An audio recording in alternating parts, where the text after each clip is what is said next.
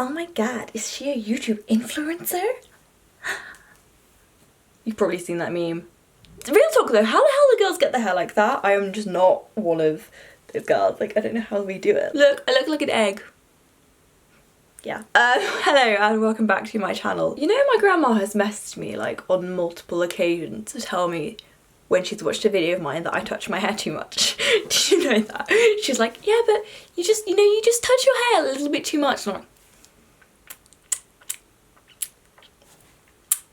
hello and welcome back to my channel. So on today's episode, we are going to be talking about self-awareness. Yeah! I've been wanting to kind of talk about this for a while. Some of you who've watched me for long enough will know I've kind of made quite a few videos on like the self. I mean like 2 or 3. I will like, you know, leave them below, just kind of in terms of like looking after yourself, you know, loving yourself, those kind of things. So I think self-awareness has a fair bit to do with that. So I would like to consider myself quite a self-aware person. My friends and I have agreed like you can never be like 100% self-aware because that would probably make you a crazy person. I don't know. So I don't think it's possible to be 100% self-aware, but I do think some level of self-awareness is incredibly important. Sometimes you just meet people who are insufferable and you ever wonder what's wrong with them? Often it's because they're not self-aware at all. So they can't, right, let's start with what is self-awareness. Self-awareness is like the conscious knowledge of what your character is like and like your behavior. So the way I would sort of characterize it is like self-awareness is when you are aware of how you're behaving, why you behave like that, certain things about your character that make you behave a way or react to things, and like sort of understanding your own actions, I guess is how I'd put it. It's essentially just sort of introspection, trying to look as objectively as possible at yourself, which this is what I mean, but you can never be 100% self-aware. Like, it is so hard to be completely objective with yourself. You can't really do it because you're always going to think that you are, you know, the best thing since bread, whatever the phrase is. A huge, huge chunk of it is being able to be honest with yourself, which is hard, you know? Like, okay, I see what my grandma means. Okay. Try not to touch the hair. The main thing it boils down to that you'll see is touching my hair again. It's gonna annoy all of us now. It's a lot of reflection, self-assessment, and what I've got written down is calling yourself out on your own shit. That's the first thing, is like you have to be able to recognize when you have made a mistake. I think this is really, I feel like it's the biggest thing, is when you're able to properly recognize that you have made a mistake, that you have done something wrong, that it isn't anyone else's fault, that it is your fault. Because I think we all know those kinds of people who, no matter what happens, it's not their fault. And people who can never accept any kind of responsibility for things they have done are incredibly frustrating and infuriating. You have to learn about, you know, calling yourself out on your own goddamn shit. Because sometimes I know I'm insufferable. Sometimes I know I'm just being like a twat, and it's kind of like recognizing that properly and being like, okay, I was a dick. Why was I being a dick? Apologize to the people you need to apologize to.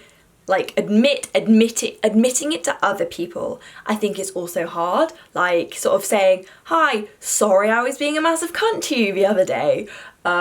Is difficult because almost like, certainly with some people, like if you admit you've done something wrong to them and they're not then again like self-aware and can't accept responsibility for whatever they also did, because it takes 2 to tango, okay? And then the idea of because you apologise for something, you hand over any kind of power you have, and then suddenly it gives them a moral high ground. So they're like, oh yeah, I know that you did this and this wrong, so now it's all your fault. So often it's hard to admit you were wrong about something and apologise because you don't want to let the other person then think you are 100% solely responsible. Because often whenever you realise you have to apologise for something, it's not always you. Like, this is also something, it is not always going to be 100% you. Like, there will be a reason, and often you have to really clearly explain, like, I'm not making excuses for myself, but it's hard because you're trying to apologise for something you've done, but then to have to explain then also why you acted that way, it kind of looks like you're making an excuse for yourself. So it's also then like when people are trying to apologise but then explain, do let them explain. Don't be like, I just want an apology, don't make up an excuse. Like, because sometimes it's not an excuse, sometimes it's a reason, and you have to learn to be open-minded to that as well. So I try, if someone's done wrong by me, I try to like get them to explain it, being like, okay, but why? Sometimes, like, personally, I wouldn't, if someone did wrong by me, I wouldn't just want them to say sorry and move on. I'd want to know what the hell is wrong with you. Like, tell me, like, why did you act like that? So that you can, because then you can understand it. And I think in any kind of like thing where you've been upset, you kind of want to be able to understand why that person acted that way. Almost the same as then why you want to know why you sometimes acted a certain way. I feel like it sounds really cryptic, as if I'm trying to be like, I did something. I haven't done anything recently, I don't think. But like, this is not me being cryptic about shit, and then people in my own life will know what I did wrong, just so I haven't done anything recently.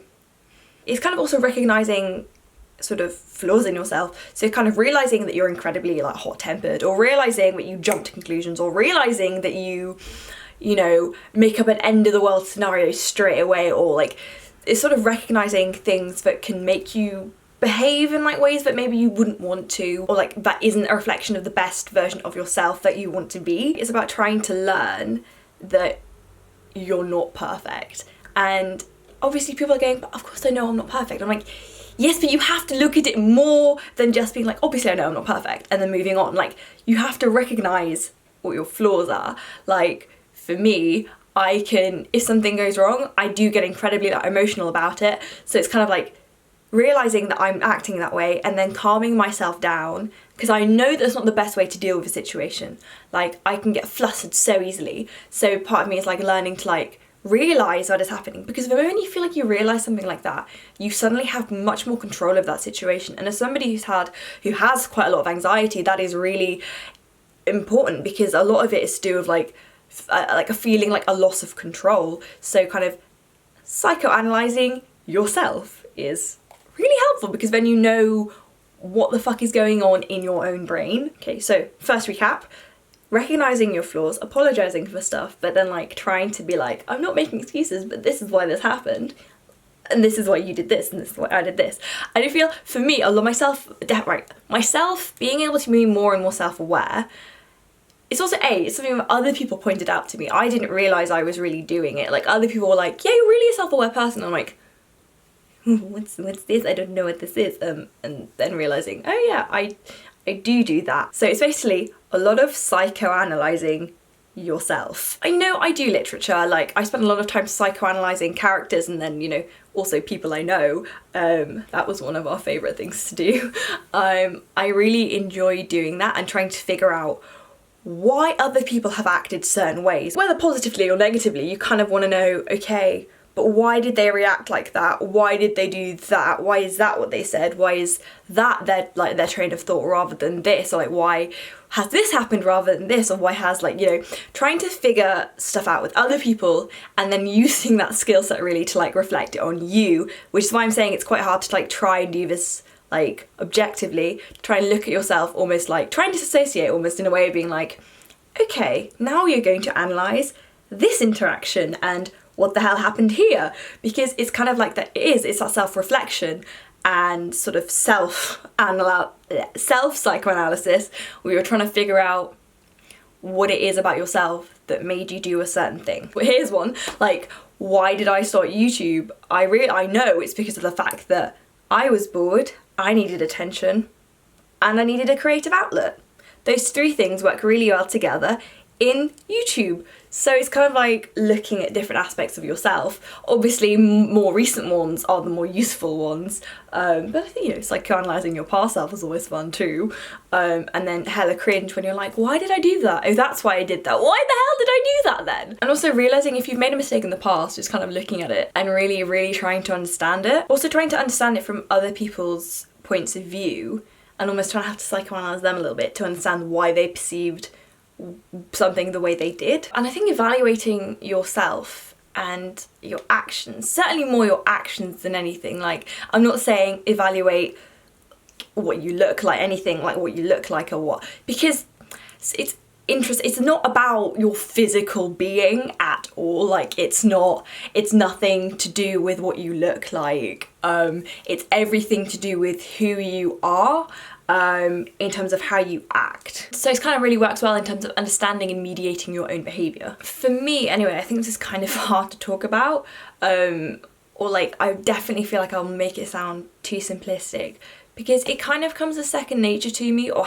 it's had to, because I mean I make YouTube videos. Whenever I put forward an idea or an argument or something, I need to be able to spot the flaws in my argument. I need to be able to spot what is wrong with whatever I'm saying, not necessarily if there is anything wrong with it. I have to be able to spot flaws in my argument and address them, so that, because the fact is, you know, this is the internet, so that people don't try and roast me in the comments, or like be like, oh well, you didn't think about this, or oh well, what about this, or like, it's kind of almost for me become a form of self-protection, because I have to accept, of course, that whatever I'm saying isn't perfect, and that it's not sort of untouchable in that kind of way of like, oh yeah, this makes so much sense, but obviously nobody can say shit about it, because that's never going to be true. So you really need to, like, you know, spot the like flaws in your own argument, in your own behaviour, being able to take criticism from yourself. I mean, if you can't handle your own criticism and critique, you're kind of fucked for the real world, aren't you? Because if you can't even be honest with yourself, like, how are you going to deal with any other kind of criticism? Like, whenever I get constructive criticism, I always welcome it. If like it's criticism where you're just being a dick for no reason, then I mean, like, that's not really criticism. That's more just you being a twat, rather than you actually, you know, critiquing, if that makes sense. So like YouTube really has taught me that, and I'm very grateful for it. I probably wouldn't be as self-aware as I hope I am, if I hadn't done YouTube, because, you know, I'm putting my thoughts and my feelings forwards to people who are strangers, and obviously that's quite scary in a way. Like, yeah, I know that often a lot of you guys watch a lot of my videos and I interact with you guys, but even if it's one random person who's clicked on this video, like, I need to be able to defend myself against, well, I need to be able to defend my argument against not Twitter. I need to be able to defend any arguments and ideas I have against, like, internet trolls. I do. And honestly, because of that, like, nitpicking mentality that people on the internet often do have, people who seek to be negative, I have to learn from that. And it's made me a better person. That for me is a real world application, but for many of you, you don't make videos. So just in terms of taking criticism for whatever reason or whatever you do, it's really, really helpful to have that self-awareness, because then you're so much more used to being able to look at yourself and go, we didn't do that very well, maybe we should do this time. You know, maybe we should do this. And did that really work? Maybe not. I mean, I'm not even talking about like a project you're doing. I even mean like a social interaction, like, and also I think this is to do with my anxiety as well. Like, if I have a social interaction, even a tiny one, that doesn't go how I wanted it to, definitely to do with my anxiety. I mull over it. I'm sure many of you do this when you have an interaction that doesn't go how you want it to, and it replays in your head again and again and again. So instead of that, like, sort of crushing and destroying your soul, you can kind of try and like distance yourself from it so it doesn't hurt emotionally anymore, but then look at it objectively, like, okay, why is this making me feel uncomfortable? Why am I upset about this? What is it that made that happen? And what can I do to not fucking do that again? It's kind of trivial, maybe. See, again, sorry, that is, can I just point out that it kind of is what I mean when I say trying to see the flaws in my own argument. If I think that some of you may think it's trivial, I will say that it might be trivial just to be able to like have covered that. That's kind of what I mean by it, sort of. I don't know, I think I've mentioned this before in a video as well, being like, you can notice that I'm trying to like nitpick my own argument as I go along to argue through it. Yeah, I love this t-shirt. Oh my god, I love it. I was going to follow that up with a, not that any of you care, but I know you care. We all should care about the colour yellow. We don't have enough of it in our lives. So as I'm saying with like debate, it really, really helps to, you know, debate with your friends. And I don't mean argue, I do mean debate. There are ways to have proper constructive debates about, you know, everything, about art, politics, history, memes.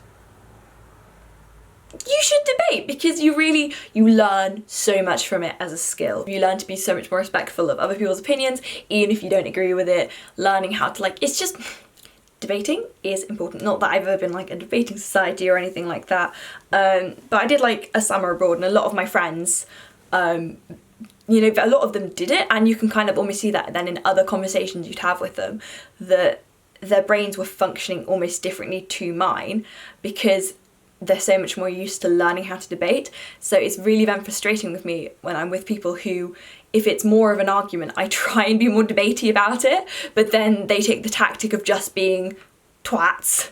And, you know, like if they talk really loudly, or they try and correct your grammar, or then they just kind of like, some people I know just do this thing where they just talk as loudly as possible over you when you're trying to say something. Because I often, like, I will deliberately allow myself to pause so that the other person can say what they feel like, but then they will never pause to let me then put my point forward, as if they feel that if I put my point forwards that weakens their argument. But that's not how an argument or a debate works. Is this a tangent? Maybe, but I feel like self-awareness does help with these kind of situations, because then you then also know that you know you're wrong, or you know you're right, and you've been able to properly evaluate that you're not just thinking you're right for the sake of it, and that, like, you know that they're wrong and they just have to fucking listen to you. And I mean, I feel like if we were all a little bit more self-aware, those kind of situations would be a lot easier, because then you could have a constructive debate instead of just like screaming at each other for no fucking reason. Boom! Great. Have I solved all of Earth's problems? Yeah? No? Okay, I think I'm almost at the end of this video. I think it's a lot to do with honesty, isn't it? Like, being able to be trying to be as honest with yourself as you can be. Maybe that wasn't the smartest thing I've ever said. Maybe that wasn't the nicest thing I can do. Maybe that was the best thing I could have done given the circumstances. Often it comes with the feeling of like being let down. And I mean, who the hell wants to be let down, especially by yourself? I may have just completely changed colour. A little bit more honesty, and honestly use humour to deal with it. Like, I often will like call myself out as a joke, but then I've still done it, so you kind of still know that, oh, that fucking freaks me out so much. It's focusing over here. Right, hang on. I get really freaked out. The box was like floating away from my face. So, you know, I don't like that because I'm really fucking scared of ghosts. Yeah, so we're gonna end this video with Emma's scared of ghosts. Try be more self-aware. Oh fuck, no, it's really freaking me out. Oh, okay, I'm really freaked out. I'm gonna go like sit on my bed. Now I'm yellow. Why does this happen? So, a quick summary of this. I feel like self-awareness is it's good. I think it's good for you. Like, it helps you not be a terrible person. It's something that I think does increase your emotional intelligence. If you can work on trying to understand yourself, it makes you so much better at trying to understand other people. And sometimes that's just what you need. Like, you need to be able to know what other people are thinking, like why they're acting the way they are, because I think it definitely helps in terms of empathy as well. Like, sometimes you just need to be like, okay, yeah, they were really angry and mean, but oh, I know that they're going through this and there's this as well, so maybe I don't need to like necessarily hold that against them. They weren't doing it to be mean, they were doing it because of this or this or this. So I think it just helps all of us get along a bit more and just like, I don't know, live in a slightly less abrasive world. Self-evaluation, honesty, psychoanalysing people and yourself. Something we maybe all need a little bit more. I think that's about it. So yes, like, subscribe and all that jazz. Say things in the comments, like I would honestly love to hear your thoughts about this, how you feel about it, if you think you're self-aware, if there's anything you've done that's helped, if there's anything you think other people should consider doing. Leave me your thoughts down below. I would love to hear them. I make new videos every Tuesdays and Thursdays, and I would absolutely love to have you as a subscriber. I hope you've enjoyed this video, and I will see you guys very, very soon. Bye.